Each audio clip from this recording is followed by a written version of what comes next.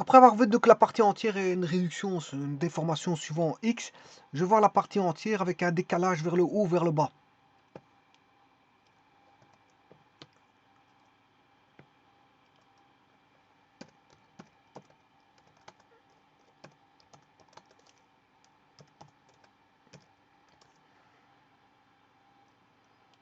Donc décalage haut, bas de la fonction partie entière. Alors avant toute chose, je définis encore une fois ce qu'est un recouvrement, une partition, parce que la partie entière provient de... voilà, c'est une partition. Dans R. Ici, bon, je généralise d'abord la définition au travers d'un ensemble E. Alors, un recouvrement de l'ensemble E, c'est un ensemble de parties de E dont la réunion donne E. Ou tel que, comme il est indiqué ici, quel que soit X appartenant à l'ensemble E, il existe au moins une de ces parties à laquelle X appartient. Donc, il appartient à une partie, deux parties, trois parties, quatre parties, voire cinq, peu importe. Du moment qu'il est dans une des parties, hein, il peut faire partie de plusieurs parties, c'est pas un problème, mais il doit appartenir au moins une des parties. Voilà. Par contre, la partition, c'est plus ou moins la même définition, mais là, il y a juste un petit changement, c'est qu'il doit, encore une fois, une partition de E est un ensemble de parties de E dont la réunion donne E, donc toutes les parties va donner E, et dont les éléments sont deux à deux disjoints. Ça veut dire quoi? Ça veut dire que, ou tel que, quel que soit X appartenant à E, il existe une et une seule de ces parties à laquelle X appartient. Donc là, la différence entre le recouvrement et la partition, c'est que la partition, là, la partition ne peut pas appartenir, le X peut appartenir à une seule des parties, alors que le recouvrement, le X peut appartenir à au moins une des parties. C'est ça la grande différence. Bon, en tout cas, toutes les parties donnent l'ensemble E si on les réunit. Voilà, ça c'est la première des choses. La seconde des choses, je m'excuse. Donc une partition est donc en partie, enfin, est un recouvrement, mais attention, il est nécessaire qu'un ensemble de parties de E soit un recouvrement de E pour en être une partition. Mais comme je vous ai toujours dit, c'est une condition nécessaire mais non suffisante. Donc il est nécessaire qu'un ensemble des parties de E soit un recouvrement de E pour en être une partition. Alors pour être une partition, il faut que c'est nécessaire que ce soit un recouvrement, mais ça ne suffit pas. Alors, ici, vous voyez une partition de R. Bon, voilà, c'est n plus 1, avec la borne de gauche qui est fermée, et la borne de droite qui est ouverte. Telle que n appartient à Z, est une partition de R. Voilà, ça c'est une partition de R, parce que n plus 1, il va se retrouver qu'une seule fois, hein, dans une des parties. Voilà. Alors maintenant, si j'écris R, n plus 1 fermé à droite à gauche, ben à ce moment-là, c'est un recouvrement de R, parce que le n plus 1 peut se retrouver plusieurs fois dans différents intervalles, puisqu'il est fermé ici. Il est pris dans tous les intervalles. Les autres intervalles, je peux prendre le n plus 1 plusieurs fois. Alors, qu'est-ce que c'est que la partie entière d'un nombre réel? La partie entière d'un nombre réel, ben, on va transformer un nombre réel en un entier, ici, dans ce cas-ci, dans z, c'est-à-dire un entier relatif qui peut être aussi bien positif que négatif. Bien sûr, on considère la partition de R dans un ensemble qui comprend bien sûr l'intervalle fermé n, n plus 1 ouvert à droite. Oui, fermé à gauche et ouvert à droite, tel que n appartient à z.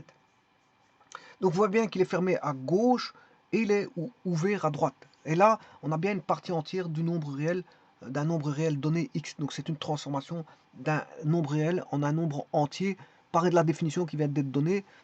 Et bon, l'écriture de valeur absolue s'écrit E partie entière de x ou partie entière de x tout simplement sans le E. Sur GeoGebra, bon, on a l'écriture en bas avec l'espèce de L là, et puis qui provient de la commande floor de x. Alors, si je prends voilà, des nombres, je prends 3,2, 3,44, 3,57, 3,96, 3,99, etc. Tous ces nombres que je viens de citer ben, être dans l'intervalle 3,34. Bien sûr, intervalle fermé en 3 et ouvert en 4, donc 4 n'est pas pris. Donc ça veut dire que tous ces nombres que je viens de citer, 3,24, 3,25, 3,36, 3,79, 3,99, etc., tous ces nombres-là ont comme partie entière 3, parce qu'en fait, euh, la partie entière, c'est la borne de gauche de cet intervalle. Voilà, c'est la borne de gauche. C'est-à-dire ici que la borne de gauche, elle est fermée, c'est 3. Donc si je mets 3,24, ça fera 3. Si je mets 3,42, ça fera 3. Voilà, etc. Alors si maintenant je prends E de moins 3, la partie entière de moins 3,2, ou moins 3,27, ou moins 3,44, ou moins 3,99, tous ces nombres-là se trouvent dans l'intervalle moins 4, 3, moins 4 fermé, 3 ouvert. Et donc comme la borne de gauche de cet intervalle est la partie entière, donc la partie entière de moins 3, des nombres que je viens de vous citer, compris dans l'intervalle moins 4, moins 3, sera égal à moins 4. Alors la partie entière de 7, ben, 7 est déjà entier, donc voilà, ça sera 7. C'est lui-même. C'est lui-même. Alors, les définitions équivalentes, on a des définitions équivalentes, comme j'ai mis ici. C'est une valeur approchée par défaut à l'unité près de x, où on peut dire que c'est le maximum de l'ensemble des entiers, plus petit ou égal à x. Voilà, c'est des définitions équivalentes. Bon, ceci étant dit, maintenant je vais faire les transformations. La transformation d'une fonction pour la monter et descendre. Petit instant. Pour la montée-descente, bien, vous savez très bien que c'est f de x, voilà une fonction quelconque. Pour la montée, c'est f de x plus k avec k bien sûr positif. Et voilà, et pour la descente, c'est f de x moins k, moins k avec k positif. Voilà, maintenant si je rassemble f de x plus k, voilà, si k est positif, ben, ça remonte, et si k est négatif, ça redescend, tout simplement. Eh bien, c'est ce que je vais faire ici avec GeoGebra. Je vais faire E de x plus k. E de x plus k. Bon, alors, j'avais déjà fait plusieurs transformations sur GeoGebra. J'ai pris ce qui a déjà été fait sur GeoGebra, c'est le développement de... Bon, on a tout d'abord de E de x, donc la partie entière de x. Ensuite, un développement a été fait avec un décalage droite-gauche. Ensuite, ce qui a été fait, c'est une déformation suivant l'axe des x. Voilà. Donc j'ai utilisé ici alpha, bêta. Maintenant, je vais utiliser gamma. Donc ici, je vais faire E de x. Voilà, E de x plus alpha, bêta, gamma. Voilà, plus gamma. Plus gamma. Donc, je vais mettre plus gamma. Ah ben, on va faire ça tout de suite. Je vais rechercher tout d'abord GeoGebra, ouvrir, construire une fonction un petit instant. Là, il est en train d'ouvrir GeoGebra. J'espère qu'il ne va pas mettre du temps à l'ouvrir.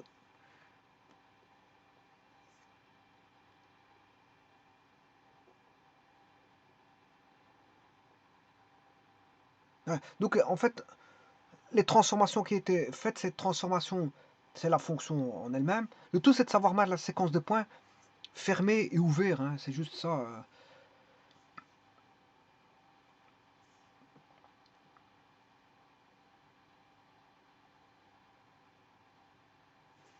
Bon, alors, il ouvre. Encore un petit instant, je m'excuse parce que bon, le temps que s'ouvre, c'est comme ça. Bon, alors, ça va, c'est ouvert. Et maintenant, je peux m'en remettre à la fonction floor de x, voilà, que voici. Voilà comment il l'a écrit. La voici. Et maintenant, je vais mettre les points. Bon, je vais aller mettre une séquence de points dans le graphique qui va aller de moins 5 à 5. Je ne veux pas plus loin. Bon, ça ne m'intéresse pas d'aller plus loin. Donc ici, je vais créer cette séquence. Alors, bien sûr, le n, c'est 3, 3, 4, 4, 5, 5, 6, 6, moins 4, moins 4, moins 5, etc. Pour avoir le point, voilà, la variable c'est n.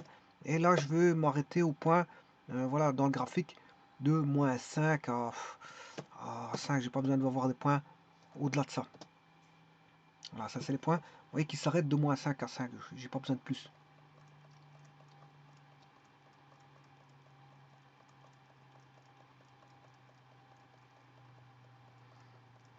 Voilà, et ça c'est la fonction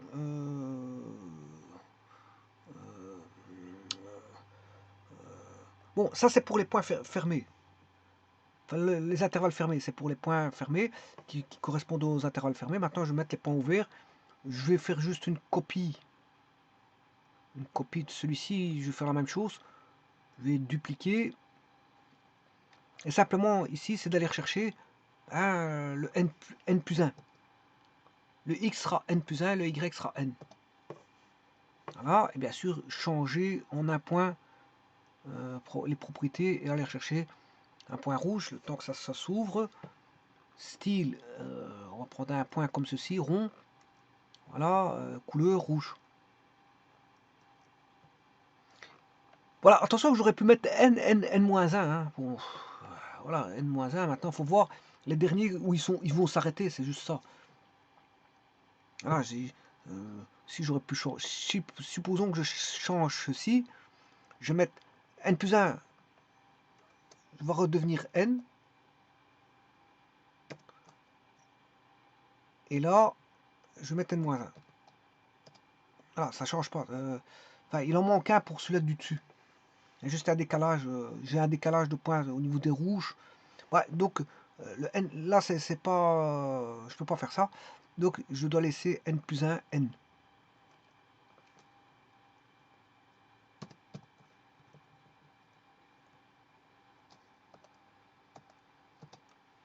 Comme ça se remet au bon endroit. Alors maintenant, je vais faire les décalages vers le haut. Assez simplement. Donc, pour ça, je vais faire floor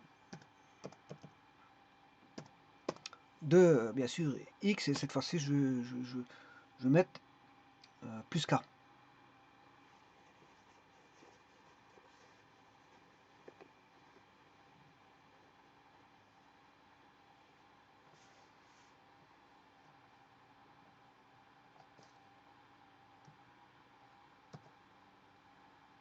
Alors, oui, je vais mettre un curseur. Je vais mettre un curseur. Que voici. Alors, je vais l'appeler gamma. Alpha, bêta, gamma. Troisième transformation. Bon, je veux de moins 5 à 5. Un incrément. Je peux mettre à moins 10, 10 ou peu importe. On va mettre moins 8, 8.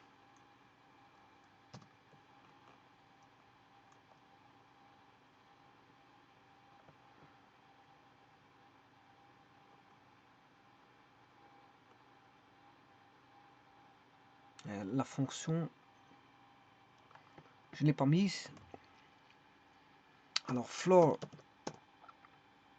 de x plus gamma.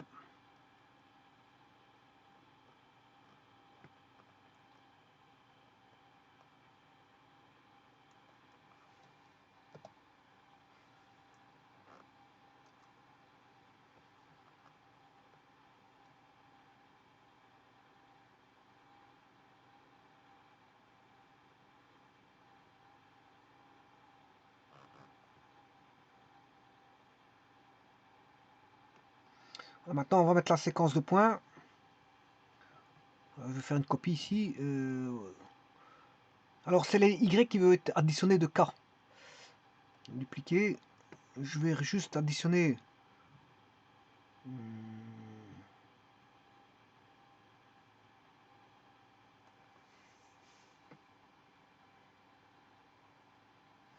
n plus gamma.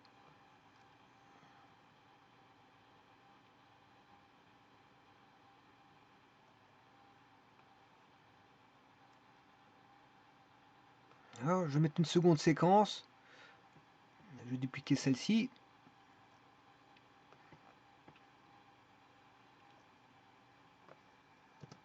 Plus gamma en y. Voilà. Et bien sûr, changer les propriétés.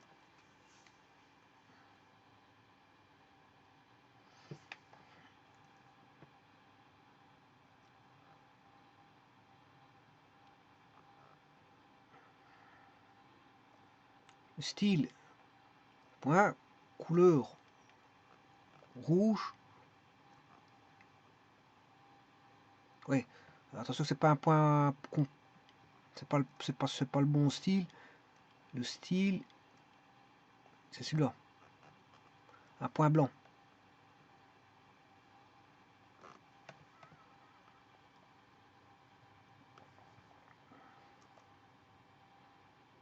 Voilà, donc là, on a bien, je vais lancer,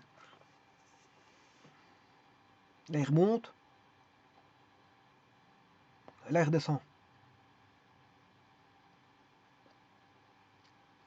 On va arriver à gamma égale 0, voilà, gamma égale 0, on retombe sur l'autre.